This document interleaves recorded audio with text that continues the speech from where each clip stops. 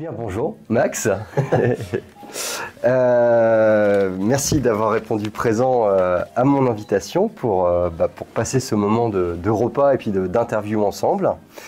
Alors, ça sera la première fois que je vais faire ce type d'interview, donc il y aura forcément des petits aléas. Elle sera peut-être pas forcément présentée comme première vidéo, en fait il y en aura peut-être d'autres avant, il y aura peut-être Marc-Antoine qui sera présenté avant, mais en tout cas celle-ci dans l'ordre des réalisations, ça sera la première. Donc voilà, cette interview elle rentre dans le cadre du podcast du Pharmapreneur.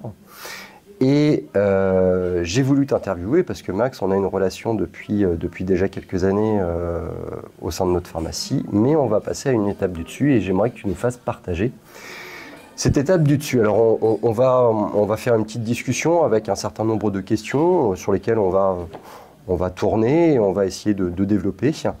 Et puis on va voir où tout ça va nous emmener. Donc, Maxime, est-ce que tu peux te présenter brièvement, nous parler un petit peu de ton plan professionnel, ton plan personnel, on va dire. Qu'est-ce qui t'a amené à choisir la pharmacie à un moment comme carrière? Oui, je m'appelle Maxime, j'ai 34 ans maintenant. Je suis papa, je suis pharmacien depuis 5 ans maintenant. Et j'ai choisi la pharmacie, ça remonte à un petit moment je pense, la première fois que j'y ai pensé.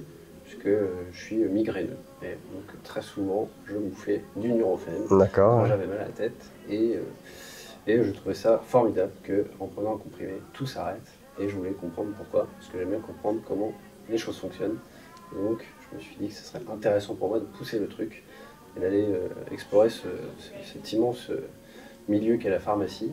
Et après ça, j'ai grandi.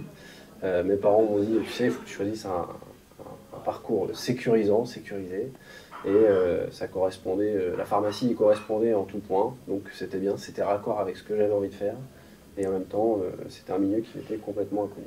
Donc je me suis lancé dans ce parcours qui est la pharmacie, et en plus j'ai vu dès le départ que ça offrait plein de perspectives, que ce soit l'officine, la biologie, l'hôpital, ou même l'industrie, donc comme ça, si quelque chose ne me plaisait pas, il y avait plein de portes de sortie possibles. Donc c'est ça que j'ai apprécié à ce moment-là. Et du coup, lors de mes études, je voulais à la base faire biologie, c'était le truc qui me bottait bien. J'ai pu, étudiant, travailler au laboratoire d'analyse médicale du CHU. Donc je faisais des enregistrements d'analyse, rien de passionnant, c'est coller des étiquettes. Ouais, c'est une des grosses filières aussi, ouais. Ouais, c'était un bon complément, c'était un revenu important en tant qu'étudiant, et c'était la nuit, donc c'était parfait en termes d'emploi du temps.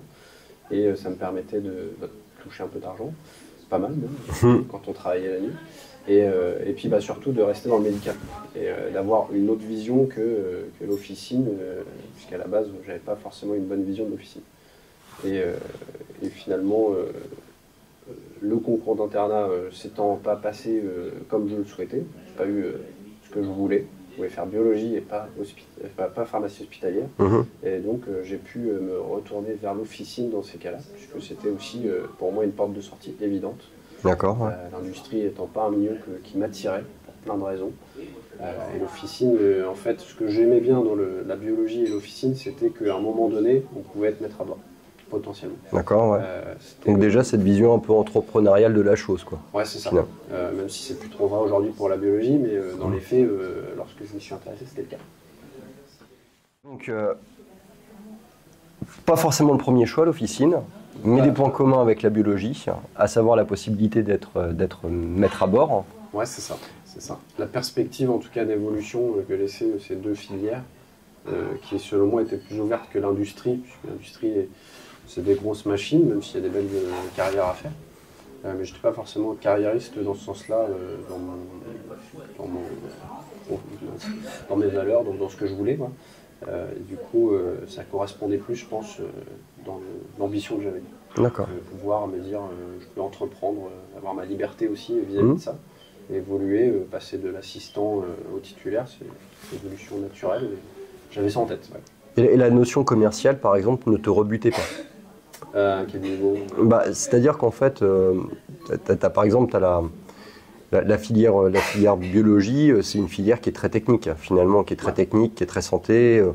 Il y a un peu de contact avec le patient, mais finalement, pas tant que ça. Et en tout cas, c'est vraiment de l'analyse et de la restitution de données. Là où la filière officine, on va avoir un aspect chef d'entreprise, c'est sûr. On va avoir du management un petit peu comme pour le laboratoire. On a moins de technique parce que du coup, déjà rien que l'utilisation des machines, ça reste quand même plus mineur qu'en laboratoire.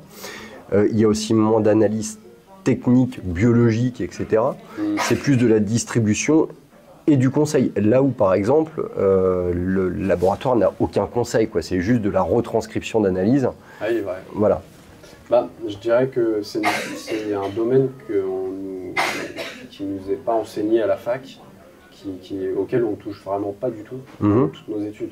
Donc pour moi, ça c'était l'inconnu, c'était une perspective, encore une fois, d'apprendre, tout comme apprendre les médicaments, etc. Donc dans tous les cas, la technique m'intéressait. Moi, je viens d'une filière technique en bac, et du coup, j'ai fait technicien de laboratoire en bac. Donc, moi, ça me parlait beaucoup le laboratoire. Et du coup, c'est aussi peut-être cette appétence que je peux avoir de base, mais après, c'était...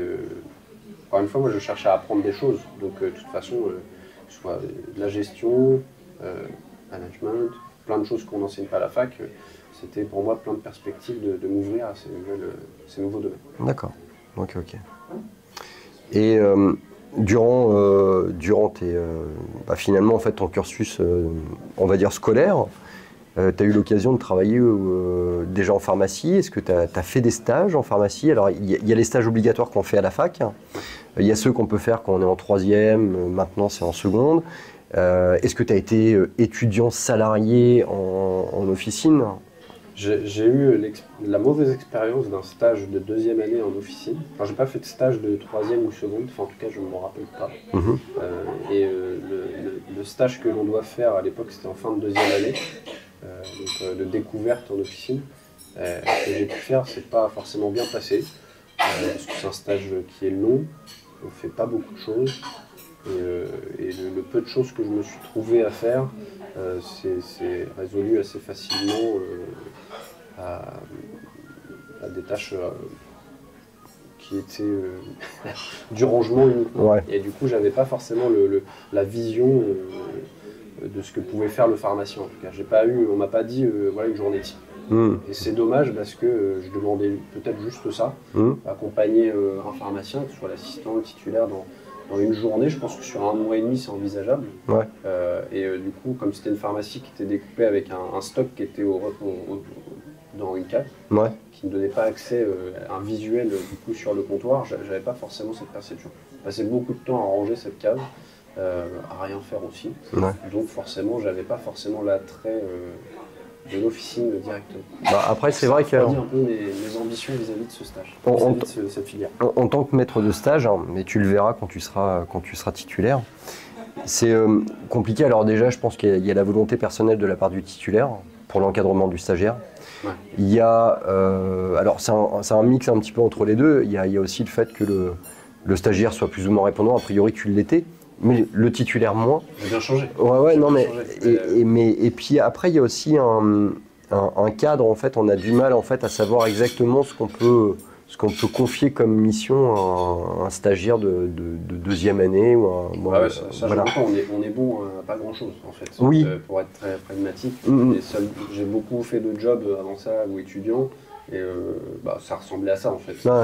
C'est-à-dire ranger des trucs, trier, faire de la manutention un petit peu. Et c'est vrai que c'est pas ce à quoi on attend ou on appelle quand on rentre à la fac. Mais bon, c'est normal, à cette période-là, j'avais pas beaucoup de connaissances non plus. Mais c'était juste aussi de l'observation qui manquait, je pense. Après, je jette pas la pierre forcément que au titulaire. Comme je dis, j'ai mûri, j'ai changé. Et je pense que mon approche vis-à-vis d'un stage comme celle-là, aujourd'hui, si je devais le refaire, ce serait peut-être pas la même. J'aurais peut-être plus de préparation de mon stage, peut-être plus d'attente aussi, et du coup de critères à valider. Or, à l'époque, on avait un feuillet de stage d'observation qui était un peu bateau, quoi. Parce que vous avez rangé une commande, checké les machins. Et je trouve que c'était un peu le cahier des charges obligatoire. Tout le monde le regardait en se disant bon, c'est fait la première semaine, puis après, comme ça, on est tranquille. Soldé, on met les croix et puis voilà quoi. C'est ça, voilà. Et ça manquait un petit peu peut-être de plus. Mais voilà. C'est ça qui a fait que j'ai pas forcément jeté mon dévolu sur l'officine dès le départ. Tout de suite. Ouais. C'était quoi comme type de pharmacie? C'était une pharmacie ville. Ville, ouais, d'accord. Petite, grosse, non Moyenne. Moyenne. Ouais. Il y avait quand même du bon débit. C'était un secteur où en plus il y avait du tourisme. Donc on avait. Je pense qu'aujourd'hui, avec le recul, c'est une pharmacie qui est intéressante pour plein d'aspects, parce qu'on a de la langue étrangère, parce qu'on a des conseils de passage, des patients habitués avec des demandes bien particulières. Donc c'est vraiment une mixité de patientèle qui est intéressante. Et suite à ça, du coup, j'ai réussi à trouver le job de rêve étudiant au CHU. Et j'ai pu faire quelques autres stages dans d'autres officines. J'ai fait les stages obligatoires d'une semaine de 3e, 4e année, si je ne dis pas de bêtises. Ouais. Et là, c'est vrai que j'ai eu une expérience qui m'a fait dire ouais, je pense que je peux faire ça. Je pense que je peux faire ça, ça me plaît bien. Et je suis tombé sur des titulaires, des assistants qui m'ont poussé un peu, ils m'ont mis au comptoir, ils m'ont fait faire des trucs de pharmacien.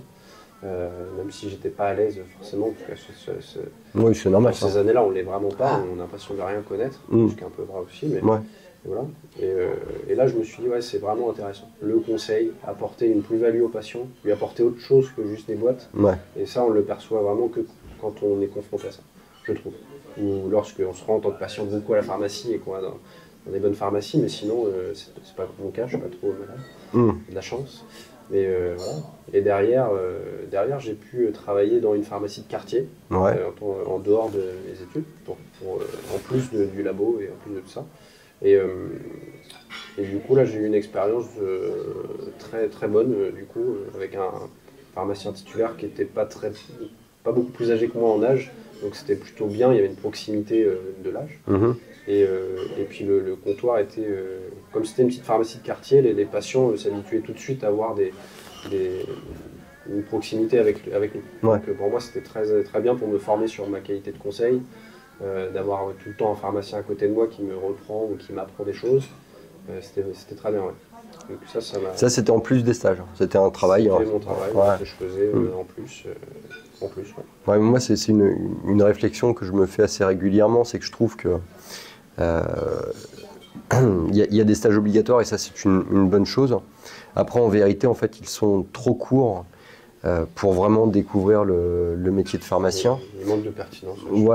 Puis en fait, un stage d'une semaine ou un stage, alors il y a le stage de 6 qui est forcément très, très intéressant, mais des stages d'une semaine, on ne peut rien faire, surtout qu'en plus on part sur des thématiques qui sont très, très ciblées, que ce soit douleur et inflammation cardiovasculaire, alors qu'en fait, il devrait être inscrit dans ces stages en fait une obligation de véritablement participer à l'activité officinale.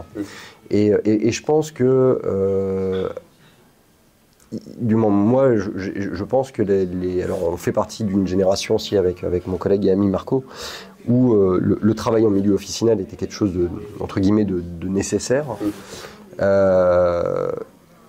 Mais maintenant, moi, j'ai trop de stagiaires en fait qui viennent et qui n'ont aucune expérience professionnelle et c'est dommage en fait. Et c'est un peu la roulette russe quoi finalement. Tandis qu'en fait, lorsqu'on aborde le fait de travailler dans une officine, finalement, en fait, on est contractualisé et on peut démissionner et on peut changer de pharmacie. Tout à fait. On peut multiplier les expériences et je trouve que trop peu d'étudiants, en fait, utilisent on va dire, à partir de la 3e année, leurs 3 années d'étudiants et de début de connaissances pour multiplier les expériences professionnelles jusqu'à la 6e année où ils font un stage long. Mais bon. Je pense qu'il y a quelque chose à faire, effectivement, il y a une sorte peut-être de travail obligatoire, peut-être pas non plus un mi-temps, mais faire des heures obligatoires par année, je ne sais pas quelle forme il faudrait que ça prenne, mais avec peut-être même une sorte de mentorat, mais de quelqu'un qui est extérieur à la fac. La fac apporte des choses intéressantes, le cours, le théorique surtout, qui sont indispensables. Et il y a vraiment le monde du travail qui est vraiment différent, et je pense qu'avoir une sorte de mentorat, mais de quelqu'un d'extérieur qui a envie de transmettre des choses ou qui a envie d'aider les étudiants à se lancer un peu dans le monde du travail, on va dire. Ça pourrait être intéressant, puis ça apporterait, je pense, ça ferait des émus sur certains projets, puis en plus ça permet aux titulaires du monde du travail d'avoir des contacts, gens qui vont sortir de la fac. Donc c'est bénéfique dans les deux sens en fait. Je pense qu'on peut très rapidement se faire un carnet d'adresses de... C'est ça, et puis pour la personne qui va aussi sortir, c'est pareil, elle a des carnets d'adresses, elle a une vision aussi de comment fonctionne un type de boîte.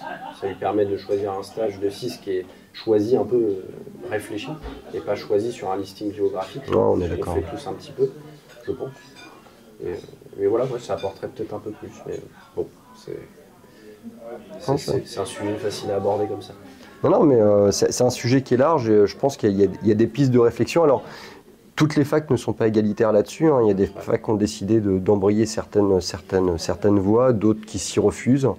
Moi, je sens bien, en fait, pour des échanges que j'ai pu avoir par l'intermédiaire du podcast, que déjà, par exemple, la perception d'entreprise commerciale que peut être une pharmacie, en fonction des facs, elle est soit acceptée, soit complètement bannie. Ouais. Mais je pense qu'en vérité, en fait, il faut l'intégrer. Alors, d'une manière plus ou moins importante, mais je pense qu'elle est indispensable. De toute façon, une pharmacie est inscrite au registre du commerce. Ouais. Et que voilà, quoi, il faut la prendre telle que. Et il faut l'aborder ainsi. Parlons un petit peu de ton projet. Alors moi, au sein de la pharmacie d'Isnoville,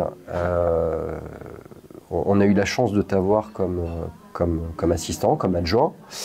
Mais au final, qu'est-ce qui t'a motivé à chercher à t'installer, à chercher à devenir titulaire d'une officine? Est-ce que tu as eu un événement, un déclic qui a fait que, bing, tu t'es dit, voilà, c'est le moment, je me lance sur ce projet, je me vois plus salarié, ou en tout cas, je pense que j'ai fait le tour et on y va.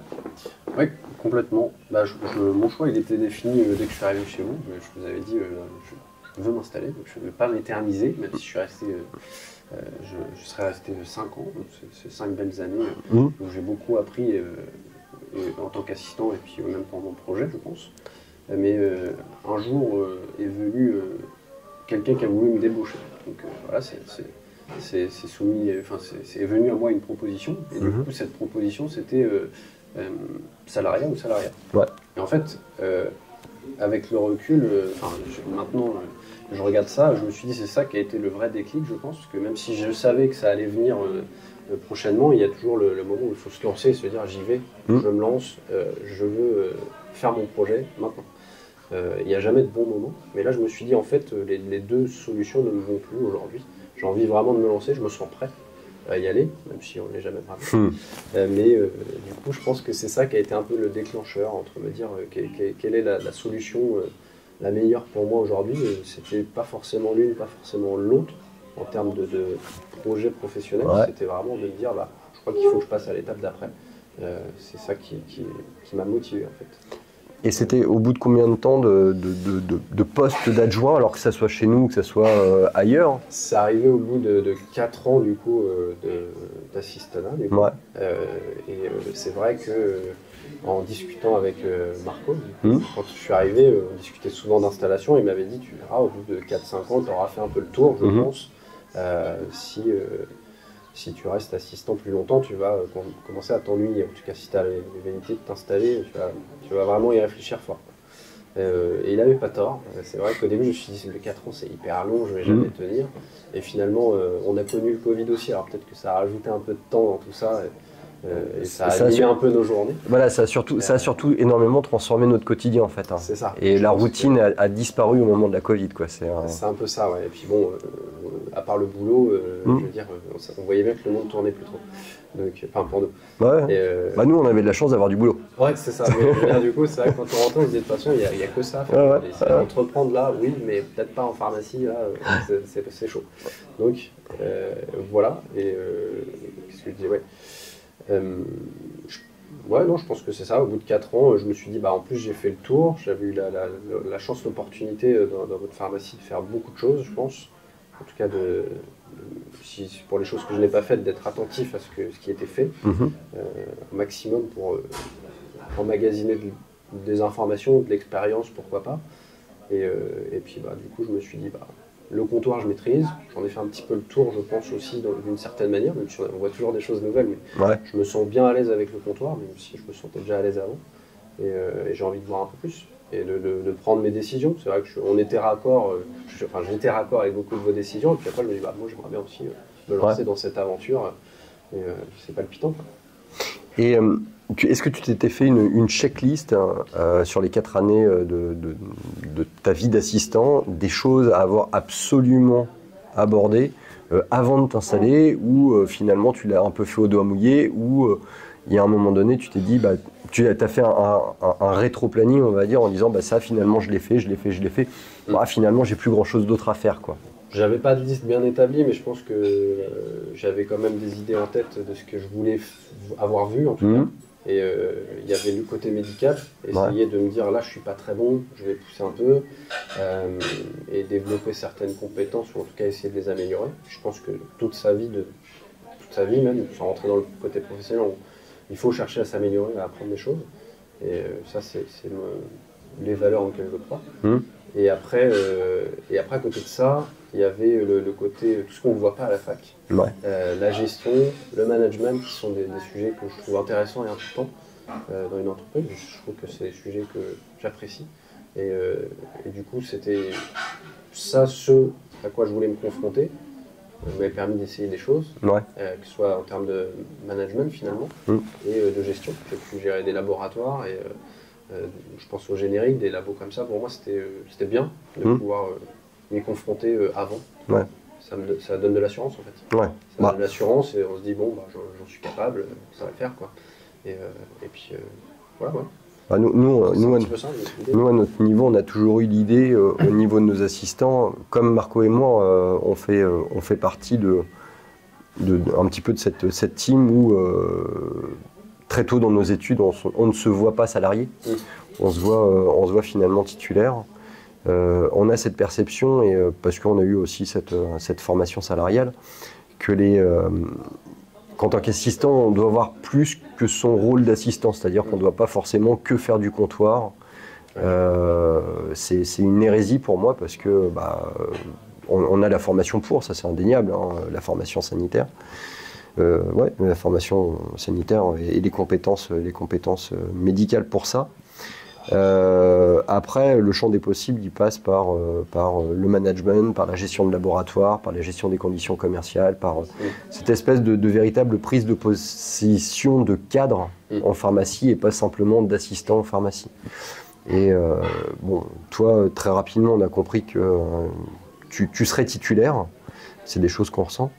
Et c'est vrai que t'inscrire dans la gestion de labos spécifiques, des labos comme ceux des génériqueurs, des gros labos comme Bayer, comme Sanofi, ça faisait partie de ta formation, et pour moi ça se doit d'être fait par n'importe quel pharmacien, même lorsqu'on a des salariés, et pas forcément que quand c'est des stagiaires, parce qu'il ne faut jamais oublier qu'en fait les assistants qu'on a dans nos officines sont potentiellement les futurs titulaires de demain, et éventuellement en fait des personnes qui peuvent être en capacité plus tard en fait de reprendre nos propres boîtes.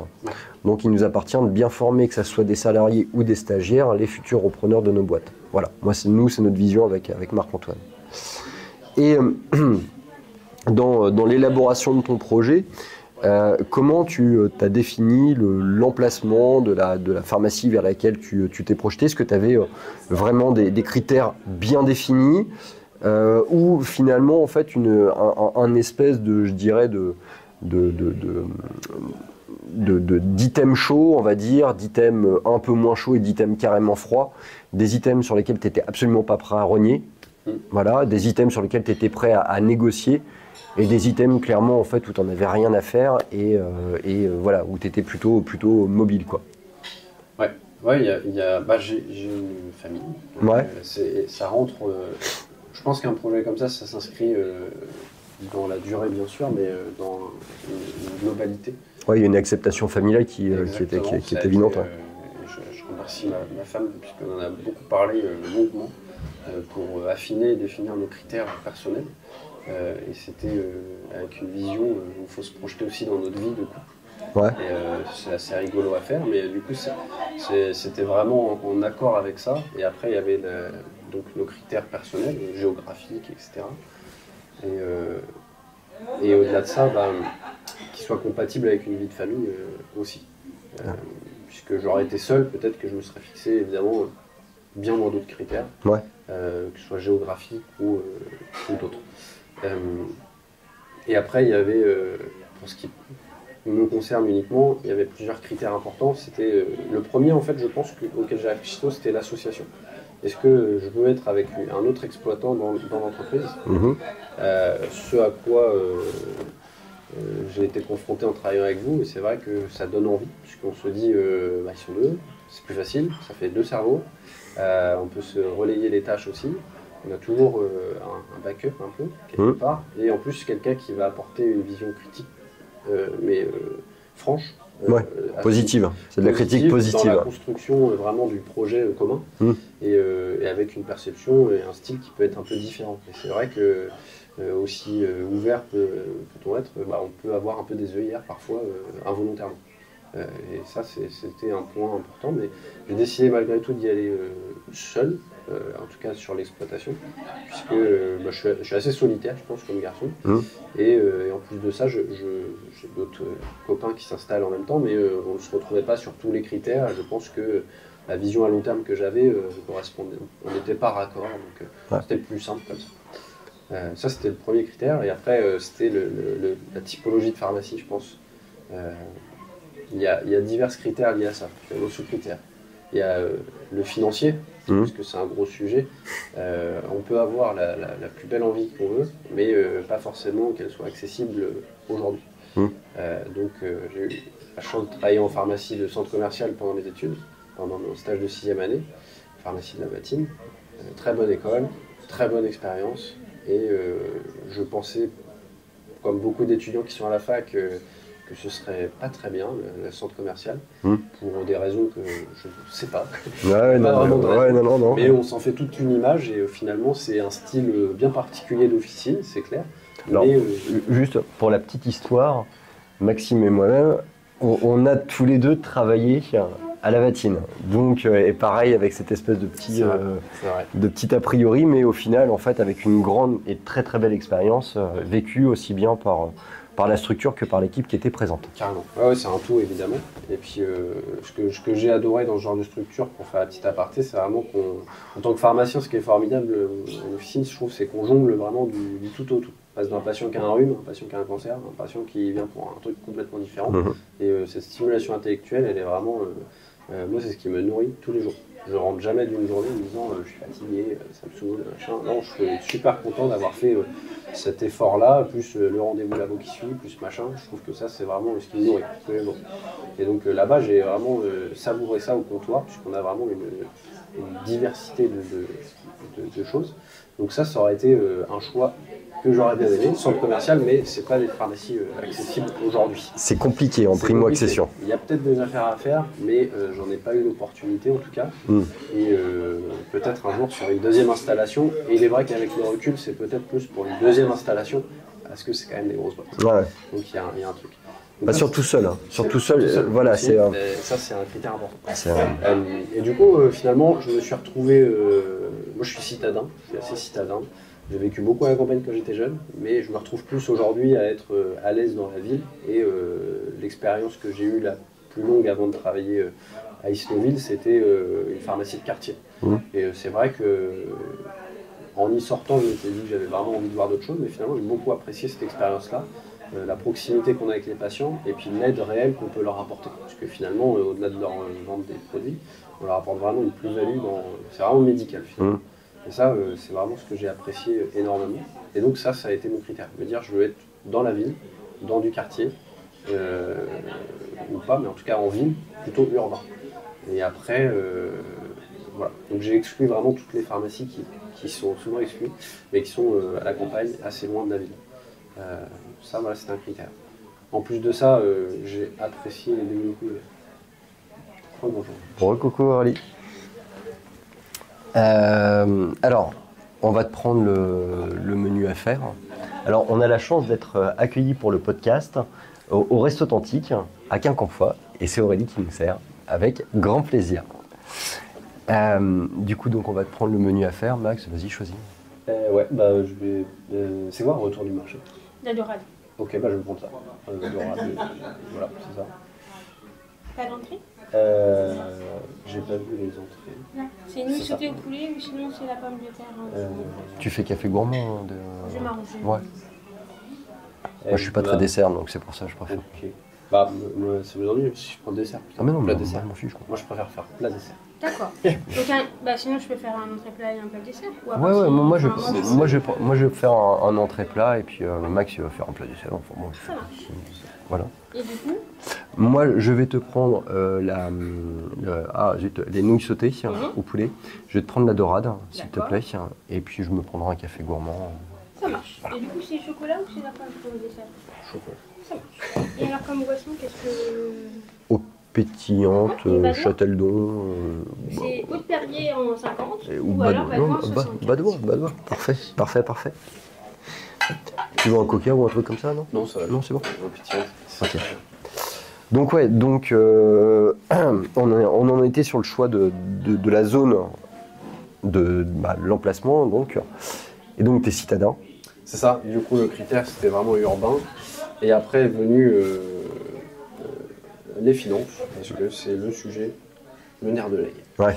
Donc, même s'il y a beaucoup d'intervenants qui peuvent faciliter maintenant les installations, mais ça reste quand même un sujet très compliqué en pharmacie. Il y a plein de solutions qui existent, c'est clair. Après, comme tout le monde, je pense qu'on a envie de se faire tous. Enfin, moi, j'aime bien me faire tout seul. Ouais. Essayer d'être le plus autonome possible, mais il faut aussi se faire face à la réalité. Mmh. Donc j'ai eu un petit cheminement aussi lié à ça, je pense, puisque évidemment on entend plein d'histoires qui sont plus ou moins belles et plus ou moins moches. Ouais. Et donc forcément il faut se faire sa propre expérience, je pense.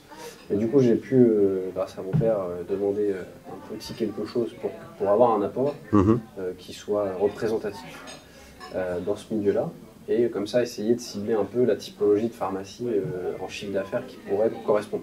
Okay. Parce que sinon ça fixe aucune limite, aucun palier, et voilà. Après vis-à-vis de ça, dans les conditions qui étaient les miennes quand j'ai commencé à chercher, il y avait des chiffres d'affaires, je pense, à exclure. Les tout petits chiffres pour moi étaient très risqués, de par, même s'il y avait un effet de levier important, c'était pas forcément ce que je recherchais non plus dans l'exercice. Ouais. Je voulais pas être tout seul, je voulais pas tout faire. Alors évidemment, je pense qu'il y en a qui veulent quand même ça, mais la plupart, je pense, sont comme moi.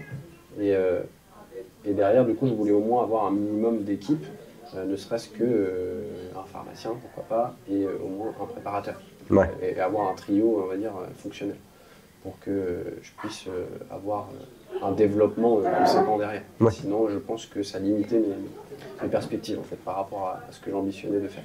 Je pense que quand on arrive dans une boîte où il y a déjà une équipe, c'est pertinent parce que si on a l'intelligence de savoir déléguer, on peut très rapidement embrayer assez rapidement. On peut embrayer pour aller plus rapidement.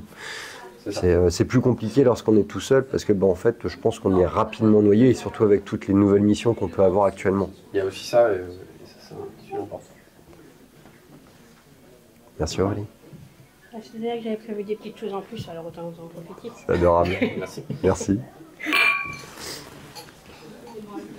Du coup, ouais, voilà, les critères et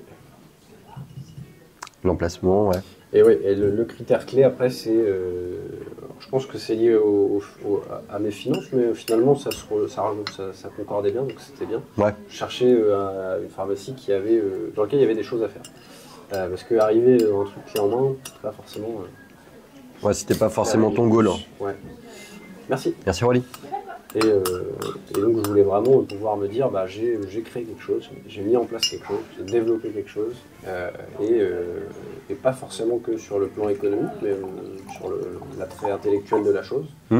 Si j'en bénéficie derrière, tant mieux. Mais c'était vraiment me dire, voilà, je suis parti de ça et je suis allé jusque là, c'est fantastique. Je ne vais pas arriver dans des chaussons et me dire, maintenant rentabilité max, et puis je fais mes horaires à minimum. Ouais. Et voilà, c'est pas ce que j'ambitionne du tout. dans mes critères, ça c'était inscrit. Donc forcément, ça voulait dire voir des pharmacies qui étaient peut-être un peu dans leur jus. Et voilà.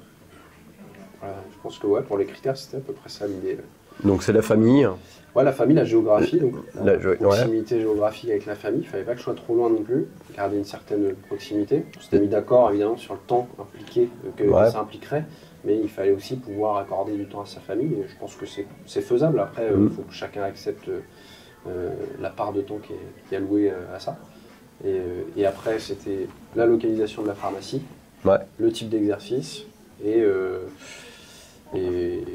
chiffre d'affaires, l'état de la pharmacie. L'absence de routine aussi, a priori. L'absence de routine. Voilà, et puis des choses à construire.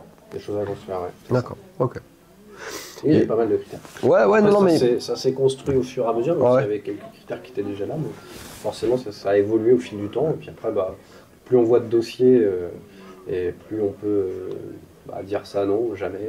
Voilà. Et je me suis pas donné de barrière non plus, j'ai vu des dossiers qui, sur le papier, ne me plaisaient pas du tout, avant même d'explorer.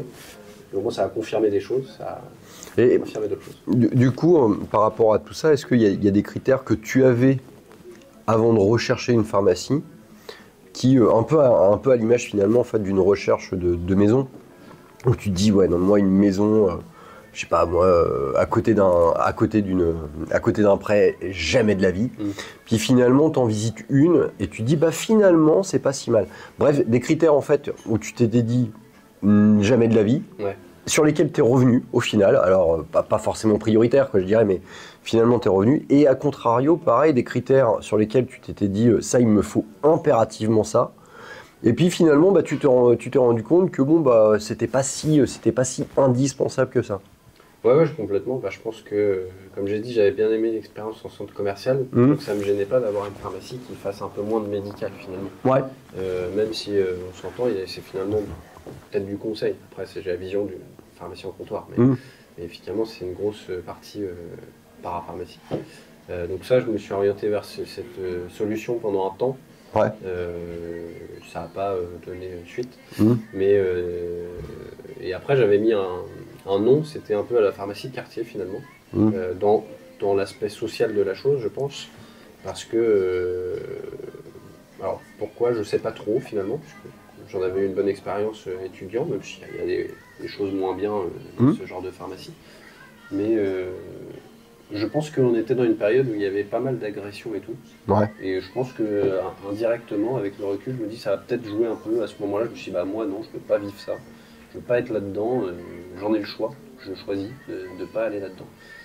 Donc je ne dis pas que j'ai choisi d'aller vers les agressions. Mais je pense qu'il faut faire la part des choses. Et c'est vrai que souvent, on ressort beaucoup le négatif. Je pense que on est dans une pharmacie, les gens savent qu'on est là pour les aider. Il y a toujours des phénomènes, mais il y en aura dans toutes les pharmacies. Et même dans notre situation, ça arrivait qu'il y ait des gens... On a finalement des petites agressions quotidiennes. Et donc, c'est pas un problème en fait, ça se gère. Bon, après, c'est pas non plus la première fois que les médias, de toute façon, on le sait bien, ils vivent aussi par la bad news, quoi, en fait. Je veux dire, on n'a jamais vu un seul journal où le présentateur nous a dit, écoutez, aujourd'hui, tout va bien, fin de l'édition, il n'y a pas eu de... Voilà, quoi, les nouvelles qu'on peut avoir sont souvent les mauvaises nouvelles, en fait. On a quelque chose qui est très orienté là-dessus. Donc c'est vrai qu'on a un effet un petit peu cumulatif où lorsqu'on rabâche dans les infos qu'il y a eu telle agression, on a l'impression que ça fait partie du quotidien, alors qu'en fait, c'est... Spontanément, j'aurais pas envie d'aller m'installer à Marseille. Voilà, c'est ça. Une belle ville, je pense. Ouais, je pense que tous les quartiers sont pas achetés, quoi, en fait. Négatif, qui rôde, mais voilà, en fait, il faut se faire sa réalité. Je pense qu'il faut aller visiter, il faut aller voir.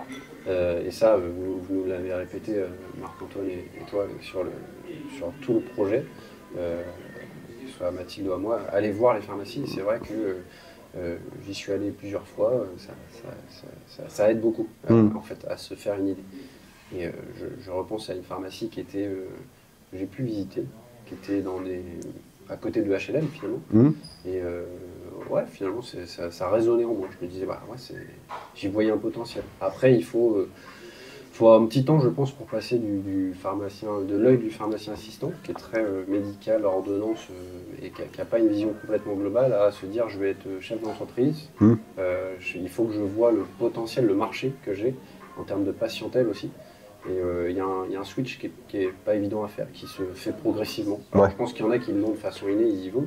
Je pense que je l'avais un peu, mais après il y a tout l'émotionnel qui rentre en compte. Et ça biaise un peu des fois le visuel qu'on a sur ces choses-là, je pense. Et du coup, dans ton process, ça t'a été quoi les différentes étapes que tu as pu connaître dans la réalisation de ton projet? Alors actuellement, lorsqu'on enregistre cette vidéo, le projet n'est pas encore finalisé, on est je dirais, à 95% du projet. Mais bon, il va se faire, ça c'est une évidence, hein, puisqu'on est à un mois et quelques. Voilà. Et du coup, en fait, alors quelles sont finalement les différentes étapes que tu as pu connaître, si tu peux réussir à les segmenter? Et puis après, on abordera ensemble également les différentes personnes que tu as pu connaître et qui ont pu t'amener vers le projet, ou au contraire, en fait, sur lesquelles ça s'est pas forcément mal terminé, mais sur lesquelles ça n'a pas donné de résultats. Est-ce que tu as essayé est-ce que tu as rencontré plusieurs types de personnes? Je parle par là des agents de transaction, des fonds d'investissement, des systèmes qui font des prêts boosters. Bref, un petit peu tous les intervenants que tu as pu rencontrer, avec ou sans résultat. Ouais, carrément. Le premier intervenant pour lequel j'avais un contact facile, c'était le comptable. Ouais. Pourquoi? Parce que à Rouen, du coup, on a la chance, je trouve, d'avoir... on a de la chance parce que chaque fin de 6e année, on fait des kartings qui est organisé par ce cabinet comptable Burette. On peut le nommer, ouais. Cabinet Burette, la grosse force de Rouen, évidemment. Et donc, ils se font connaître. C'est vrai que quand on est à l'officine, quand on est en filière officine, on n'a pas toujours les noms de tout le monde, surtout si, comme moi, on n'a personne dans sa famille qui vient de ce milieu-là. Et du coup, ils se font connaître, ils nous font une belle présentation sur l'état de la pharmacie, sur le fait qu'il est possible de s'installer, qu'ils peuvent nous y aider, évidemment. Et donc, forcément, leur nom, il reste en tête. Voilà. Donc, je me suis tourné vers eux au départ, je les ai rencontrés. Et ça a été une porte ouverte vers les cabinets de transaction, le cabinet Espace pour commencer. J'ai rencontré Gilles Andrieux par la suite. Et en fait, rapidement, ça s'est mis en place parce qu'au bout de 2 semaines, ils m'ont proposé quelque chose. Donc ils m'ont dit, voilà, on a une pharmacie, on a pensé à toi. Et c'est vrai que j'avais déjà un peu défini mes critères, donc c'était un peu plus simple pour eux de m'aider dans mon parcours. Et ça s'est pas fait, je pense, comme... je me souviens de Gilles Andrieux, quand on a visité cette première pharmacie, m'a dit souvent, en sortant, il voyait que j'étais en même temps les yeux pétillants et je pense en même temps pas emballé complètement par le projet. Je pense qu'il a l'expérience pour se dire il va pas y aller, peut-être. Et du coup, il m'a dit souvent la première n'est pas la bonne. Et tout le monde me l'a dit, et c'est vrai que c'était un peu vrai. On est excité et puis en même temps, on pense, faut pas s'emballer. Vas-y, mange.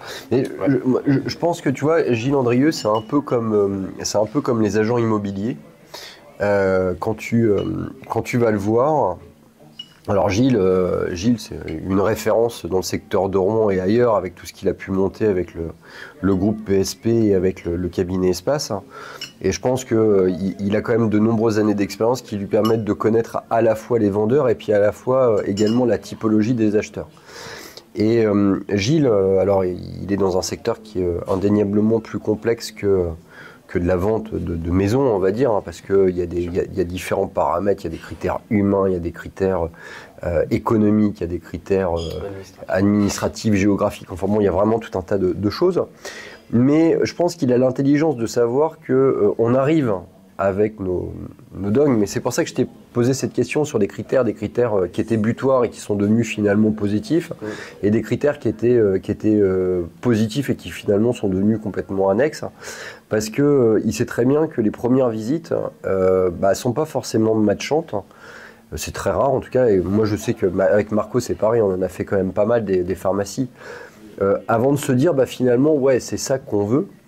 Et que c'est la visite qui fait que on affine véritablement notre recherche, notre goal type de pharmacie. Je suis d'accord avec toi.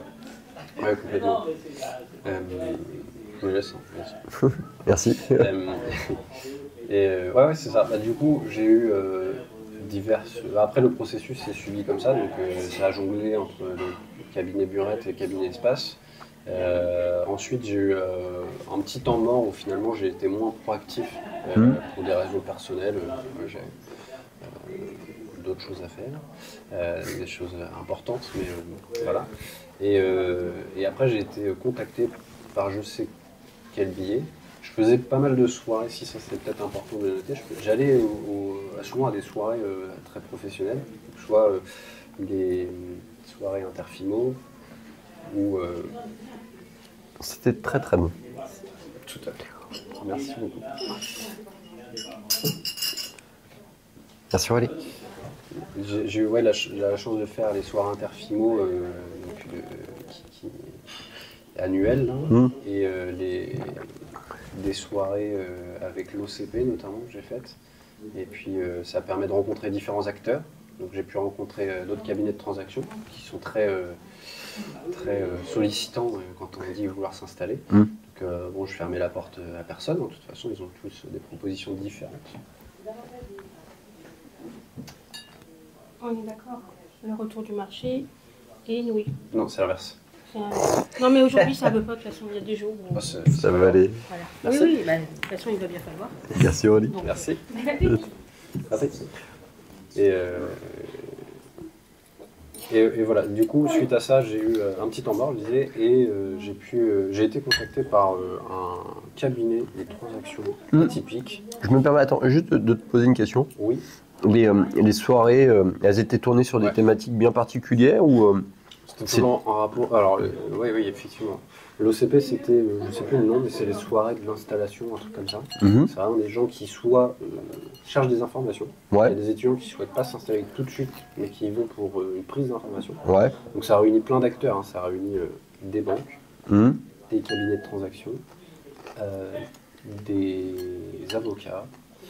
Je crois qu'il y avait, il y avait des comptables aussi. Voilà, un peu tous les acteurs indispensables presque lors d'une transaction. Et donc ça permet de remplir son carnet d'adresses, de se faire connaître, d'exposer son projet. Et puis eux ont parfois des contacts et ils font matcher leurs relations. Donc ça, c'est sûr que ça a été important. Et puis ça permet de rencontrer aussi d'autres personnes qui veulent s'installer. Ça peut faire des échanges d'expériences, ou pour ceux qui recherchent un associé pour s'installer, faire des rencontres. Et, bref, on échange sur beaucoup de sujets à ce moment-là, et ça fait aussi revoir des camarades de promo, c'est toujours marrant. De se revoir, pour se dire qu'on en est finalement tous au même point, ou presque. Et du coup, et par exemple, à aucun moment dans ces soirées-là, tu t'es dit, bah tiens, je m'associerais bien avec Pierre, Paul, qui aussi sont en recherche. Ça m'effleure toujours l'esprit. Après, non, je pense que j'ai pas eu le feeling qu'il fallait, je pense, pour aller jusqu'à cette idée-là. Mais voilà. Comme je l'ai dit, je pense que je suis plutôt solitaire. Ça me correspond bien sur mon tempérament. Je pense que de nature, je suis comme ça. Ok. Et donc, tu as rencontré une société. Société atypique. Voilà, qui m'a contacté, m'a dit on peut vous aider à vous installer, etc. Mais ils avaient vraiment leur style. Après, ils avaient leur process, c'était de dire qu'ils avaient une équipe entière, dédiée à notre recherche, donc une dream team des intervenants, avocats, comptables, etc. Pour dire on va te trouver le projet qu'il te faut, dis-nous, sors-nous les pharmacies que tu aimes bien, et puis on va te les trouver, quoi. On va trouver une pharmacie qui correspond à ça. Sous couvert d'avoir finalement une pharmacie de nos rêves et pas la pharmacie qu'on peut avoir. Donc sur le papier, pourquoi pas.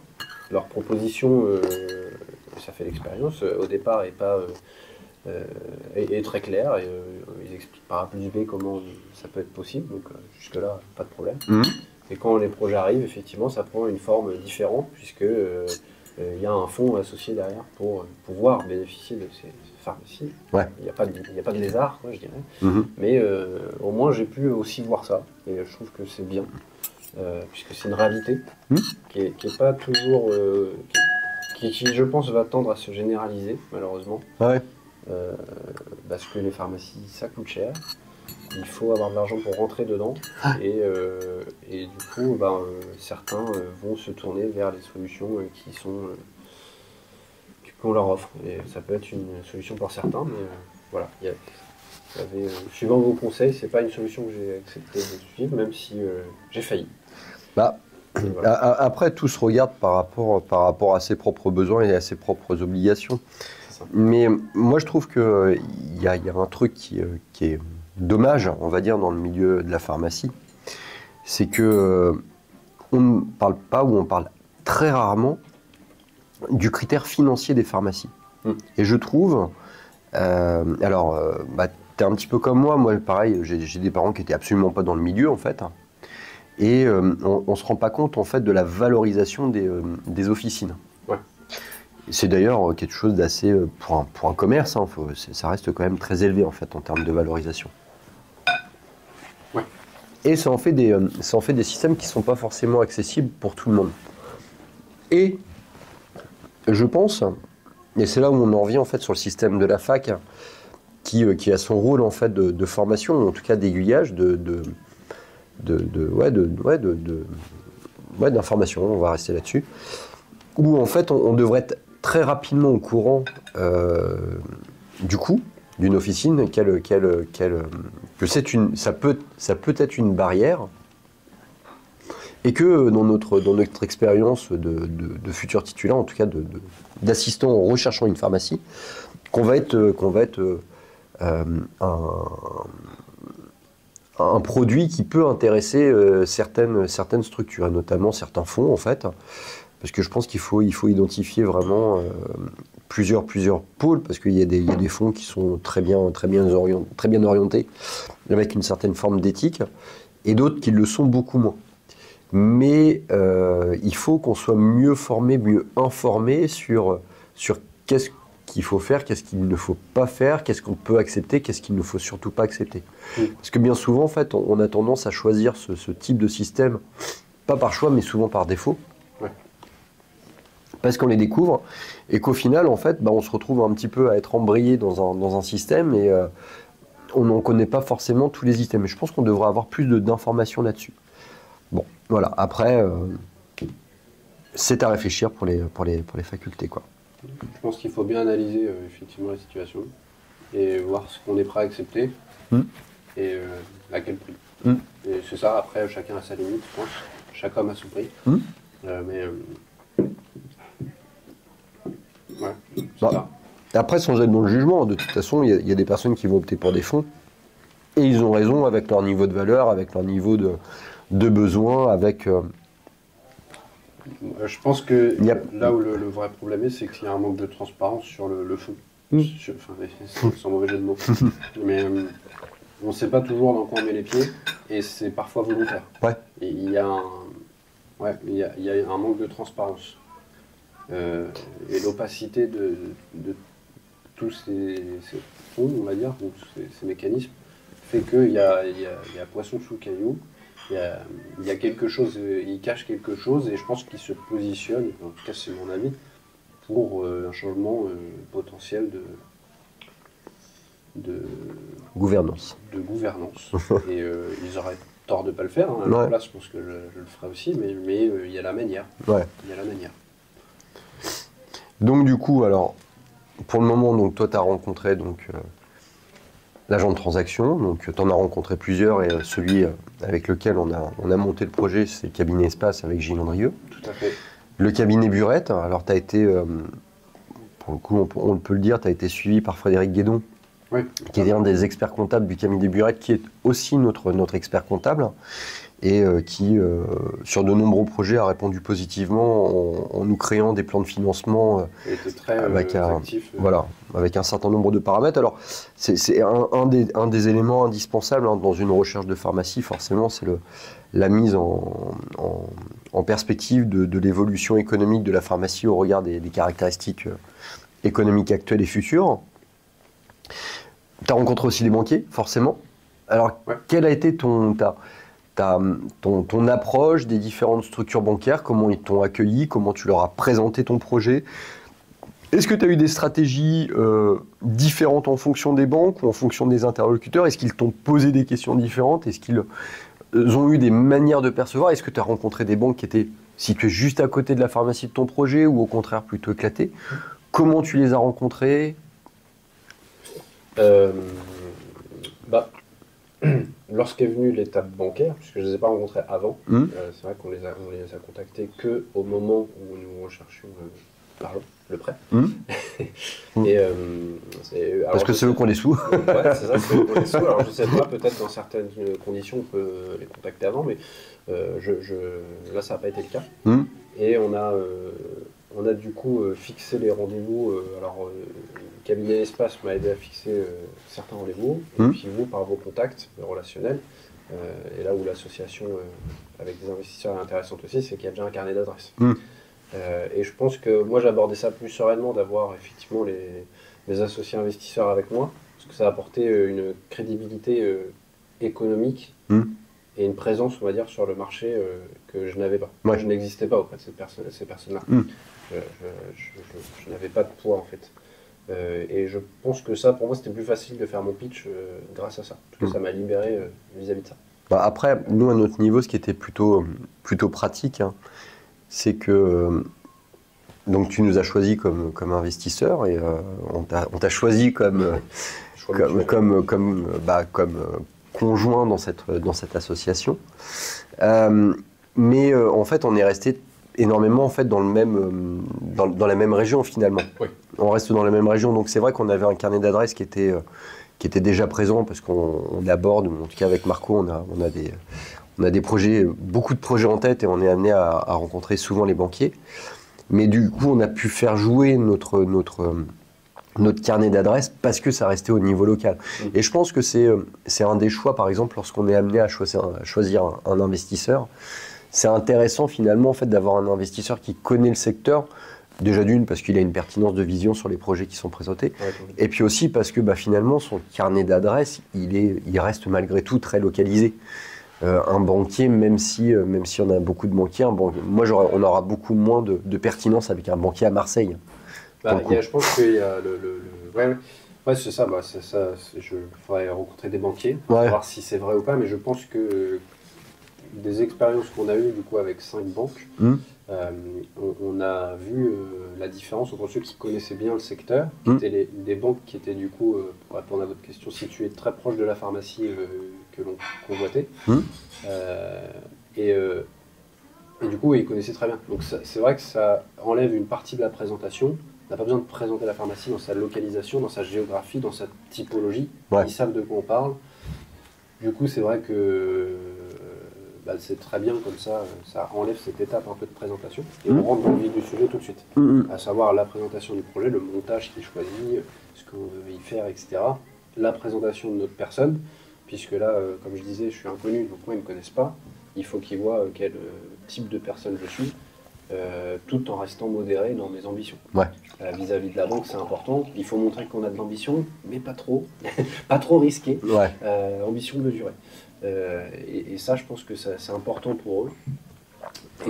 Et après, présenter les investisseurs s'ils ne les connaissent pas, ou en tout cas leur rappeler les projets qui sont adossés aux investisseurs. Et du coup, ma stratégie, c'était vraiment là, pour le coup, c'est un projet où il y a qui en l'état est ce qu'il est, et qui a plusieurs possibilités d'évolution. Et ça, il fallait que je puisse le vendre aux banquiers, puisque j'avais besoin d'un financement de travaux. Et il y avait d'autres perspectives envisagées, notamment un transfert. Mais ça, je m'étais gardé de le dire si je voyais que mon projet plaisait. Et s'il y avait En fait, ça, c'était vraiment une option. Soit je le présentais, soit je le présentais pas. Mais disons que pour qu'ils aient une vision globale, s'ils adhéraient au projet, je pouvais me permettre de le présenter parce qu'ils comprenaient la globalité du projet. Je ne l'ai pas fait pour tous, parce que certains acteurs de mon fait, de leur fait, je pense que c'est pas que dû à leur personne, c'était, je pense à notre première présentation, où j'ai pas été super bon, c'est normal. J'étais peut-être un peu flou dans certaines choses. Il fallait que je me fasse la main en fait. c'est dommage, c'était sur eux. Et du coup, j'ai pas été aussi loin dans la présentation parce que je sentais que j'avais pas survendu le projet. C'était une pharmacie, voilà. Et, et donc ça, après, ça m'a servi de leçon pour aux autres aller plus loin dans la présentation et vendre ma personne, le projet et l'association que l'on avait. Et je pense que ça a plutôt bien fonctionné parce qu'ils ont répondu en majorité favorablement à nos demandes et ils ont complètement adhéré au projet, j'ai l'impression. Et donc voilà. Ben moi je pense que tu vois la notion banquier, c'est une étape importante hein, dans la réalisation d'un projet d'achat.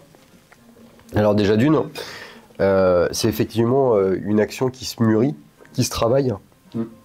Et c'est pour ça que même si, je dirais, on a un banquier qu'on connaît très bien, dans la présentation d'un projet, on ne peut pas se permettre de ne solliciter qu'une seule banque. Parce qu'en fait, on ne sera jamais vraiment bon avec la première banque.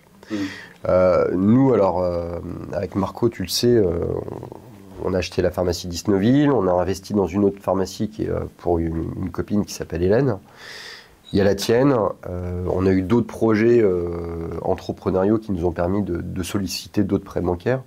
Et c'est vrai qu'on a toujours eu ce dogme de solliciter au moins 4 banques et à l'idéal 5 banques. Alors il y a les banques partenaires, etc. Mais toujours cette pluralité de banques. Et en commençant toujours par, je dirais, la banque peut-être la moins importante du lot, pour justement se chauffer un peu comme un sportif qui va faire une compétition. Et ben on va faire nos gammes, parce qu'on ne le fait pas assez régulièrement en fait avec une banque. C'est pas un exercice non plus. Voilà, c'est ça. C'est autant une discussion avec un laboratoire. Quand tu as un rendez-vous avec un laboratoire, tu as ta petite routine où tu vas dire gestion des périmés, cycle des commandes, je sais pas si tu n'es pas là, machin truc. Les banques, tu vas peut-être les voir sur 12 ans, tu vas peut-être les voir 2 ou 3 fois quoi en fait. Besoin d'un financement pour un réaménagement, un autre projet de développement, bref, 2-3 fois. Donc ça se rôde. Après, je pense qu'accessoirement aussi, on souffre, et encore une fois, ça c'est de la formation. Et c'est pour ça que dans le cadre de ces interviews, j'ai l'intention en fait d'inviter un banquier. Je pense qu'en tant que pharmacien, et en tant que pharmacien voulant s'installer, on n'est pas assez au courant de ce qu'a besoin un banquier comme information.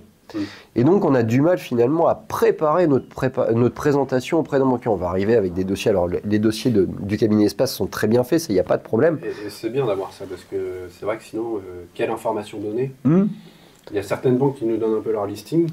Des fois, peut-être, on ne comprend pas trop les informations dont ils ont besoin. Et ils poussent un peu, mais il y a certaines banques qui nous donnent rendez-vous et c'est tout. Et c'est vrai qu'il faut savoir quoi leur envoyer en fait.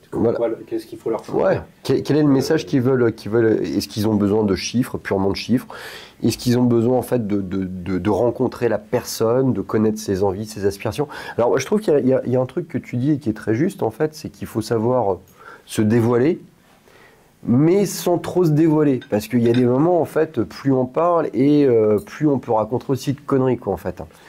Donc faut être relativement vigilant là-dessus, sur les informations qu'on va t'amener à véhiculer, et puis toujours bien garder en tête que un banquier, ça travaille sur des faits, et c'est pas là pour se projeter. Souvent on parle de projet, comme on va dire un projet immobilier, on va parler d'un projet entrepreneurial.